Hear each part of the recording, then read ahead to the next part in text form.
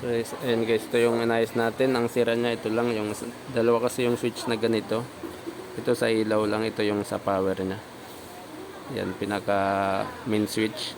Bumigay kasi pag nakasagad yung speaker, mataas yung current, mababa lang yung amperahin nitong ano, yung capacity niya mababa lang, kaya bumigay. Nilagyan ko ng 20 ampere na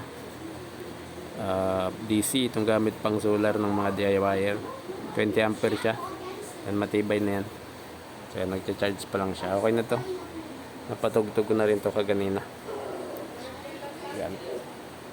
Live DB audio sa Buxtin. Yan, baka mayroon kayo dyan pag walang power, ayaw gumana.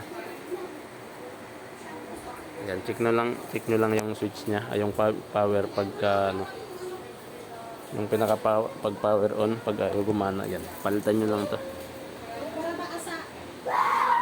Charge ko muna, lobat na.